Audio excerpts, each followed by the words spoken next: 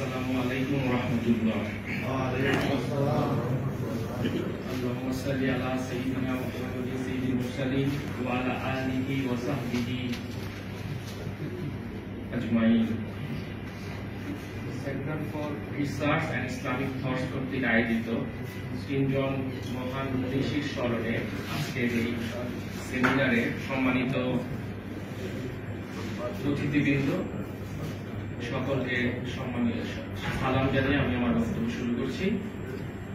আমার বক্তব্যের বিষয় হচ্ছে professor doctor Shamsher Ali sir, যিনি বাংলাদেশের শুধু নয় আমাদের দেশের আন্তর্জাতিক ব্যক্তিত্ব বলতে যাদেরকে বোঝায় অল্প সংখ্যক ব্যক্তিত্ব, তাদের মধ্যে বাংলাদেশের ইতিহাসের একজন উজ্জ্বল নক্ষত্র, যিনি বহুধা প্রতিভার অধিকারী।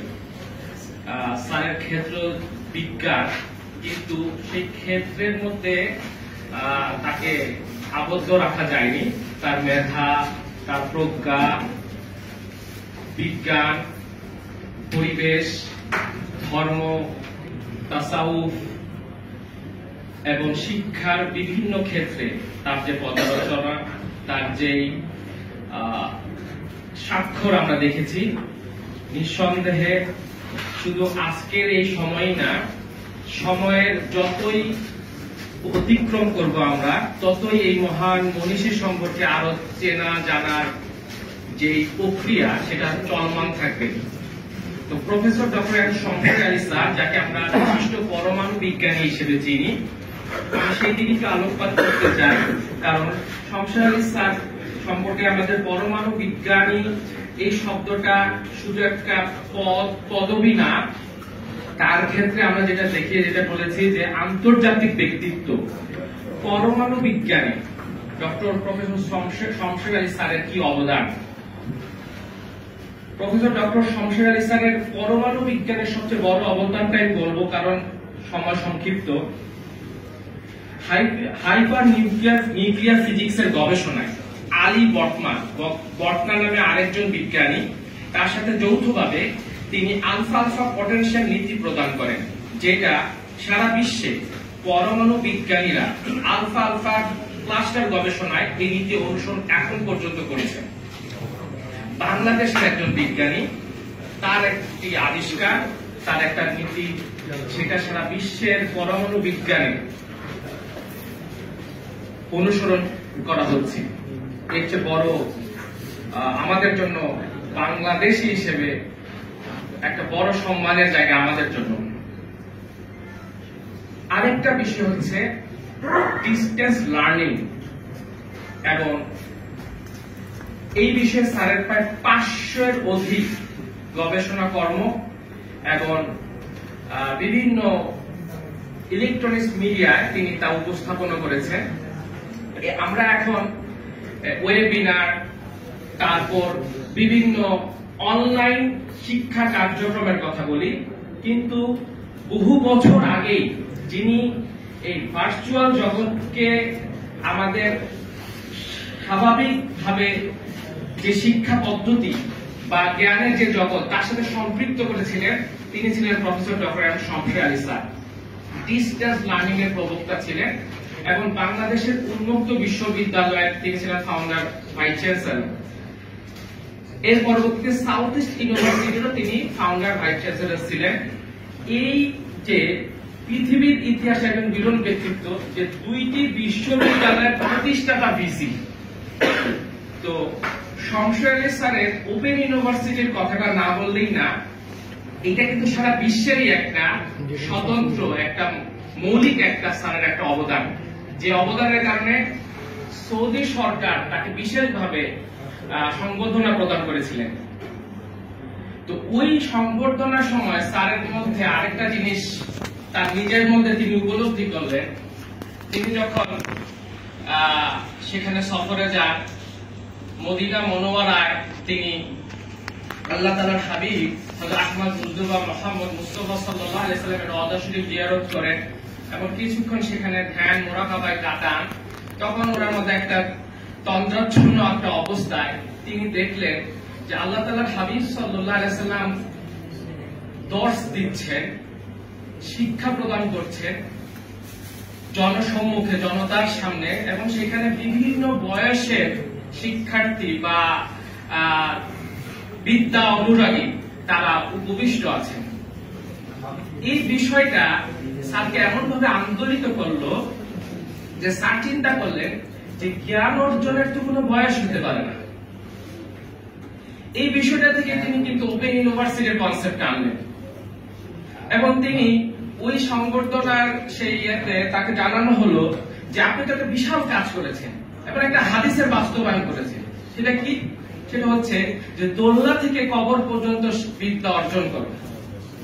তা আমরা দেখি আমাদের পুরো প্রচলিত যে ট্রেডিশনাল যে এডুকেশন সিস্টেম, সেখানে আমরা দেখি যে একটা নির্দিষ্ট ধারা বা একটা সিস্টেমের মধ্যে পড়ালেখা বিদ্যা অর্জন করতে হয়। সেই সিস্টেমের মধ্যে যদি ব্রেক থ্রু হয় তাহলে তার আর শিক্ষা জীবন আর আগায় না, সে ঝরে পড়া শিক্ষার্থী হিসেবে পরিগণিত হয়। কিন্তু স্যার এমন একটা শিক্ষা ব্যবস্থা দিলেন যে তার জীবনের যে কোনো কারণে যদি তার শিক্ষা জীবন ব্যাহত হয়, থমকে যায়, কিন্তু আবারও সে বিদ্যা শিক্ষার যে জ্ঞানের যে দরজা, সেটা তার জন্য উন্মুক্ত। সেই ব্যবস্থাটা স্যার করলেন, এবং এখন উন্মুক্ত বিশ্ববিদ্যালয়ে হাজার হাজার শিক্ষার্থী, এবং উন্মুক্ত বিশ্ববিদ্যালয় প্রতিষ্ঠা হওয়ার পরে সেই শিক্ষা কার্যক্রম থেকে যে প্রথম যে সার্টিফিকেট পায় যে শিক্ষার্থী, তার বয়স ছিল প্রায় 87। এই বয়সেও তার যে জ্ঞান অর্জনের যে আকাঙ্ক্ষা, যে তৃষ্ণা, সেটা অর্জন করার যে ব্যবস্থা, সেটা সবসালী স্যারের মাধ্যমে অর্জন হয়েছে, এবং অসংখ্য শিক্ষার্থী এখনো জ্ঞান অর্জন করছে। সেটা একটা সাদকাতুল জারিয়া, পৃথিবীর ইতিহাসে একটা বিরাট উদাহরণ। তো এই পর্যায়ে আমরা যদি স্যারের তাসাউফ বা ইসলামের ক্ষেত্রে তার যে অবদানের কথা যদি আমরা দেখি, sir scientific indication of the holy Quran 1990 Islamic ফাউন্ডেশনে একটা কার্যক্রমের স্যার নেতৃত্ব দেন। সেখানে কোরআনুল কারীমের মধ্যে যে সায়েন্টিফিক ইন্ডিকেশন গুলো আছে, সেটার উপরে বিশাল একটা গবেষণা হয়, যেটা আন্তর্জাতিকভাবে সমাদৃত হয়।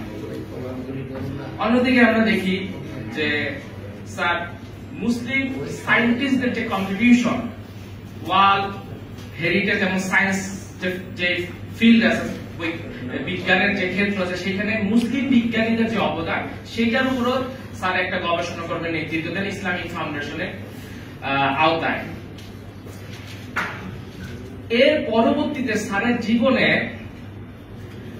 বিজ্ঞান ধর্মের সাথে তার যে সম্পৃক্ততা তিনি করার যে প্রয়াস করেছেন, এর মধ্যে আরেকটা আমরা বলবো যে নতুন একটা দিগন্তের সূচনা হয়। সেটা হচ্ছে, আমরা জানি যে জালালউদ্দিন রুমি কিভাবে মাওলানা জালালউদ্দিন রুমি হয়ে গেলেন শামসে তাবরিজ মতো মুর্শিদের সোহবতে। ঠিক আমরা দেখছি যে জালালউদ্দিন রুমি কত বড় জ্ঞানী আলেম ছিলেন, জ্ঞানের দিক থেকে তার কত বড় বড় অর্জন ছিল, শিক্ষা বিদ্যা। কিন্তু যখন শামসে তাবরিজের সোহবতের সান্নিধ্যে আসলেন, তিনি আরেক রুমি হয়ে গেলেন, তিনি মৌলানা রুমি হয়ে গেলেন। ঠিক শমসে আলী স্যারের ক্ষেত্র এমন একটা বিষয় ঘটল। সেটা হচ্ছে যে ফরাজি গান্ধী পীর সাহেব কেবলা, আশিক রাসূল, আহলে সুন্নাত ওয়াল জামাতের একজন উজ্জ্বল নক্ষত্র, আল্লামা শাইখ সৈয়দ মনজুর আহমদ আল আহমদি ওয়াইসি রিফাই, যিনি জান্নাতুল বাকিতে এখন শায়িত আছেন, তার সান্নিধ্য। এখন সেই সম্পর্কের বিষয়টাও খুব একটা অভূতপূর্ব একটা বিষয় ছিল। সেটা হচ্ছে, আমি যেহেতু পারিবারিক ভাবে সম্পৃক্ত, তাই আপনাদের সাথে শেয়ার করার লোক সামলাতে পারছি না। শমসে আলী স্যার তখন সাউথ ইস্ট ইউনিভার্সিটির ভিসি। তখন এখানে আমাদের পূর্বতন মাওলানা হেলাল উদ্দিন সাহেব বলে গেলেন যে শেখ মনজুর আহমদ তিনি জ্ঞানের প্রজ্ঞার কত বড় একজন দিকপাল ছিলেন, বিভিন্ন শাখায় জ্ঞানের তার সহজ সরল পদাচরণা ছিল। তো বিজ্ঞানী শমশের আলী, পরমাণু বিজ্ঞানী, তার সাথেও কিভাবে বিজ্ঞানের আলোকে বিজ্ঞান দিয়ে কথাবার্তা বলা যায় সেরকমই একটা উদাহরণ ঘটেছিল। তো শমশের আলী স্যারের সাথে শেখ মনজুর আহমদ তিনি একটা অ্যাপয়েন্টমেন্ট নেন একটা বিশেষ কারণে। তো স্যারের চেম্বারে তখন তিনি যান। তো তখন স্যার খুব ব্যস্ত সময় কাটাচ্ছেন, বিভিন্ন রাষ্ট্রীয় বিভিন্ন দায়িত্ব পালন করছেন। তো ওই সময় স্যার আধা ঘন্টার একটা সময় ছিল, কিন্তু পরবর্তীটা প্রায় 2.5 থেকে 3 ঘন্টা সময় ব্যাপী একটা কনভারসেশন ছিল। তো সেখানে যে জিনিসটা ঘটেছিল যে শেখ মনজুর আহমদ রাহমাতুল্লাহ আলাইহি রাদিয়াল্লাহু আনহু তিনি শমশের আলী স্যারকে পরমাণু বিজ্ঞান সম্পর্কে কিছু তথ্য প্রদান করে আরো কিছু জানার জন্য বলেন যে এই বিষয়ে এখন বিজ্ঞান কতদূর কি গবেষণায় আছে। তো শমশের আলী স্যার অবাক হয়ে গেলেন যে তিনি একজন আধ্যাত্মিক ব্যক্তিত্ব, একজন পীর সাহেব, কিন্তু তিনি পরমাণু বিজ্ঞান নিয়ে কথা তো শুধু বলছেন শুধু তাই না, বরঞ্চ একদম রিসেন্ট যে পার্টিকেল ফিজিক্স এর যে কথা যেটা নিয়ে চর্চা হচ্ছে সেই সম্পর্কে তিনি কথা বলছেন। এটা কি করে সম্ভব? তখন তিনি প্রশ্ন বলেন যে হুজুর আপনি এই সম্পর্কে আপনি কি করে জানেন, আপনি কি করে এই কথা বলছেন?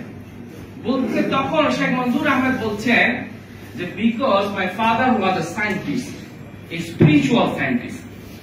এবং শেখ মনজুর আহমদের একটা গ্রন্থ আছে তাসাউফের উপর, কিন্তু তাসাউফকে তিনি অ্যাড্রেস করছেন আধ্যাত্মিক বিজ্ঞান বলে, স্পিরিচুয়াল সায়েন্স। এটা যে মূল বিজ্ঞান, এটা আসল বিজ্ঞান, এটা তো ওই বিজ্ঞান যা ওহির এলেন থেকে এসেছে, এটা তো ওই বিজ্ঞান যা সূরা ইয়াসিনে বলতেছে ইয়াসিন আল কুরআনুল হাকিম, শপথ ওই বিজ্ঞানময় কোরআনে। তো শেখ মনজুর আহমদ তরিকায়ে আহমদিয়া যে লতিফায়ে খলা পরমাণু বিজ্ঞানের দৃষ্টিকোণ থেকে এর ব্যাখ্যা এর বিশ্লেষণ কি হতে পারে এবং তরিকায়ে আহমদিয়ার লতিফায়ে খলার মধ্যে যে দিক নির্দেশনা দিচ্ছে, যে ব্যাখ্যা বিশ্লেষণ করতেছে, সেটা আধুনিক বিজ্ঞানের এই পর্যায়ে এসে সেটার সাথে কেমন সামঞ্জস্যতা বা কেমন সম্পর্ক হতে পারে সেই সম্পর্কে আলোকপাত করলেন।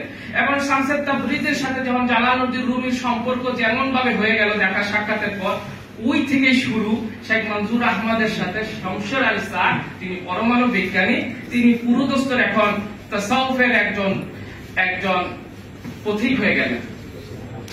এবং তাকে বিশেষভাবে দায়িত্ব দেওয়া হলো যে লতিফায়ে খলার বৈজ্ঞানিক বিশ্লেষণ এটা গবেষণা করার জন্য।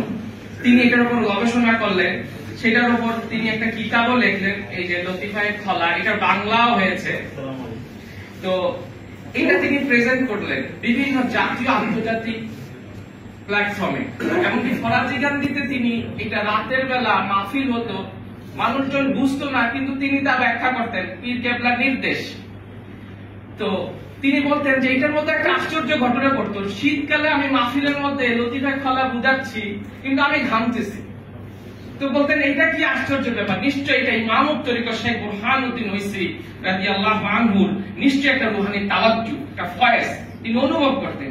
এবং আমি আপনাদের লোভ সামলাতে পারছি না, আমি যখন স্যারের সাথে রিসার্চ অ্যাসোসিয়েটেড হিসেবে তাসাউফের কিছু স্যার গবেষণা কর্ম করেছেন, আমি স্যারের বাসা এবং স্যারের পার্সোনাল লাইব্রেরিতে আমার যাওয়ার সৌভাগ্য হয়েছে একাধিকবার।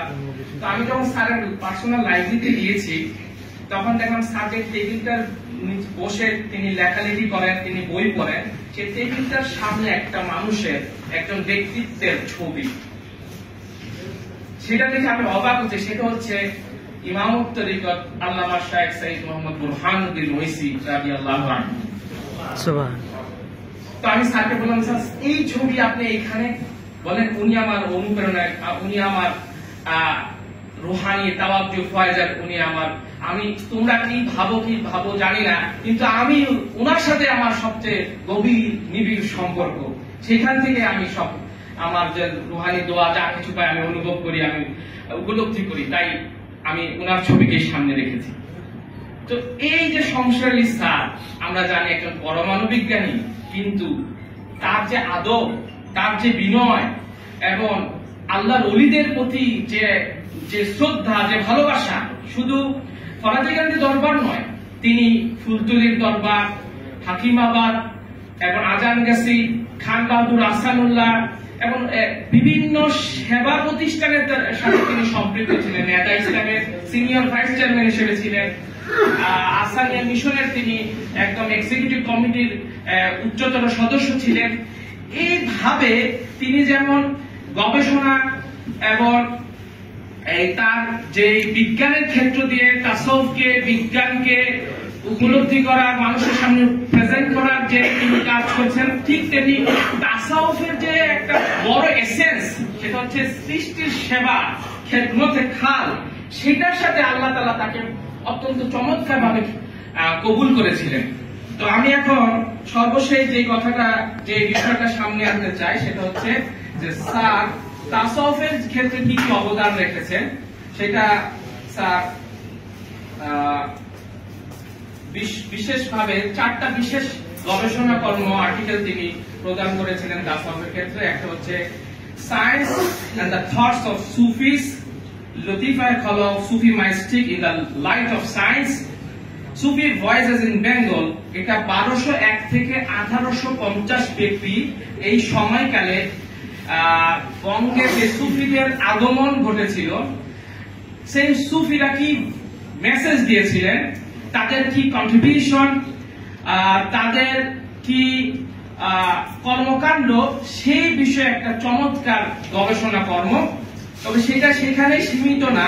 1201 থেকে 1850-এর পরবর্তী সময়ে 1850 থেকে বর্তমান পর্যন্ত স্যারের ইচ্ছা যে এই বিষয়ে সুফিদের আরো কি কি অবদান এবং কি কি মেসেজ, এবং তাদের মাধ্যমে সমাজ, শিক্ষা, সংস্কৃতি, সারা আমাদের এই পরিবেশ প্রতিবেশ কিভাবে প্রভাবিত হচ্ছে, চিন্তা চেতনা, একটা রিক্সাচালকের চিন্তার মধ্যেও সুফিদের যে সহজ সরল জীবনাচারের যে প্রভাব, সেটা কিভাবে পরিলক্ষিত হয়, সেটাও স্যারের গবেষণা করতে চলে এসেছে। আজকে যে মুশরিকুল্লাহ সম্মানিত পীর সাহেব কেবলার স্মরণ সভা, স্যার সুফি ভয়েসের 1850 কাল পর্যন্ত যেহেতু, এবং প্রাসঙ্গিকভাবে শাহ সুফি আহসানুল্লাহ রহমতুল্লাহ আলাইহি তার সম্পর্ক এই গবেষণা কর্মে উল্লেখ এসেছে। এখন পরবর্তীতে 1850 থেকে বর্তমান এই সময়ে গবেষণা কর্ম চলমান ছিল, এবং আমি স্যারের গবেষণার সহযোগী হিসেবে সেটাতে কাজ করছিলাম। দুর্ভাগ্য, আল্লাহ তাআলার ইচ্ছা যে সেটা সমাপ্ত হয়নি স্যারের হায়াতে থাকাকালীন, কিন্তু অনেক দূর কাজ এগিয়েছে। আশা করি নিকট ভবিষ্যতে আল্লাহ তাআলা যদি তৌফিক দেন, সেটা আপনাদের সামনে খেদমতে ইনশাআল্লাহ উপস্থাপিত হবে। পরবর্তীতে স্যার আরেকটা যে জিনিসটা নিয়ে এসেছেন, যে আমরা রুমির কথা বলছিলাম স্যারের উদাহরণে, contemporary implications of Maulana Rumi's thoughts, এই বিষয়ে স্যার যে জিনিসটা নিয়ে এসেছেন, যে রুমি যার জন্ম বা আগমন সেটা ক্রুসেডের সময়, এমন একটা ক্রান্তিকালে জালালউদ্দিন রুমির আবির্ভাব, যেটা স্যামসন হ্যান্টিংস এর সংঘর্ষের তত্ত্বের ঠিক বিপরীতে। যে রুমি এমন একটা অবস্থা, এমন একটা মেসেজ দিচ্ছেন পুরো মানব সভ্যতার কাছে, এবং তিনি একজন সার্বজনীন চরিত্র হচ্ছেন। তিনি সবার জন্য, সবার রুমি হয়ে উঠতেছেন। এইটা কি করে সম্ভব হলো? তো এই জিনিসটা স্যার এই গবেষণা কর্মে নিয়ে এসেছেন, যে রুমি কি করে সার্বজনীন রুমি হয়ে উঠলেন, এবং রুমির এই প্রেম, এই আধ্যাত্মিক ভালোবাসা কি করে এখনো ফার্স্ট ওয়ার্ল্ড কান্ট্রিতে, বিশেষ করে ইয়াং জেনারেশনের কাছে, যেখানে ভোগ বিলাসের, যেখানে এখন যে আর্টিফিশিয়াল ইন্টেলিজেন্সের সময়, এখন প্রযুক্তির এত উৎকর্ষতার সময়, যুব সমাজের কাছে সব আছে, অর্থ আছে, সম্পদ আছে, জ্ঞান আছে, টেকনোলজি আছে, কিন্তু তাদের মনের মধ্যে শান্তি নাই, তাদের পরিবারের শান্তি নাই, ফ্যামিলি বন্ডিং গুলো নষ্ট হয়ে যাচ্ছে, এবং এই যে অস্থিরতা, তাদের যে আধ্যাত্মিক যে শূন্যতা, এই জায়গায় রুমি কিভাবে অবদান এখনো রেখে থাকে, এখনো প্রাসঙ্গিক, এখনো তিনি কন্টেম্পোরারি পিরিয়ডেও রুমি কিভাবে প্রাসঙ্গিক এই জিনিসটা চমৎকার ভাবে শমসে আলী স্যার নিয়ে এসেছেন। তো আমি শেষ করছি, শমসে আলী স্যার 2010 সালে আমেরিকান বায়োগ্রাফিক্যাল ইনস্টিটিউটের অ্যালুমনি হিসেবে মনোনীত হয়েছিলেন great minds of the 21st century এই হিসেবে, যে তালিকায় Albert Einstein, Stephen Hawking, Mark Twain, Martin Luther King, Dalai Lama, Mahatma Gandhi, Mother Teresa, Margaret Thatcher, John F Kennedy প্রমুখের মতো ব্যক্তিত্ব যেখানে স্থান পেয়েছেন। এবং শমসে আলী স্যারের সর্বশেষ আরেকটা ইচ্ছা ছিল, যেটা হচ্ছে উজবেকিস্তানে এই সেপ্টেম্বরের শেষের দিকে একটা সুফি কনফারেন্স হবে, সেখানে স্যারের যাওয়ার খুব ইচ্ছা ছিল।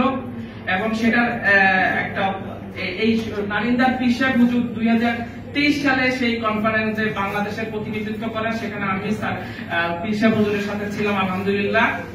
তো এইবার শমসে আলী স্যারকে দাওয়াত দেওয়া হয়, কিন্তু স্যার অসুস্থ বিধায় স্যার নিজ থেকে আয়োজক কমিটিকে বলেন যে আমার একা যাওয়া সম্ভব না, আমার গবেষণা সহযোগী মাসুক আহমেদকে আমার সাথে নেওয়ার জন্য আমি অনুরোধ জানাচ্ছি। এবং আয়োজক কমিটি সেটা অ্যাকসেপ্ট করেছিল। যাই হোক, স্যার যেতে পারেন নাই। তো সেইখানে যখন স্যারের সাথে নাম প্রস্তাব হয় যে বাংলাদেশে এখন কে যেতে পারে, তো আমি যখন একটা প্রস্তাবনা দিলাম যে পরমাণু বিজ্ঞানী doctor M Shamse Ali sir তিনি যেতে পারেন, তখন সেখান থেকে প্রশ্ন করা হলো যে তিনি যে পরমাণু বিজ্ঞানী, মানে এইটা ওনার কি কি এখানে অবদান আছে। তো স্যারকে এটা জানানোর পরে স্যার যেটা বললেন সেটা দিয়ে আমি আমার বক্তব্য শেষ করছি।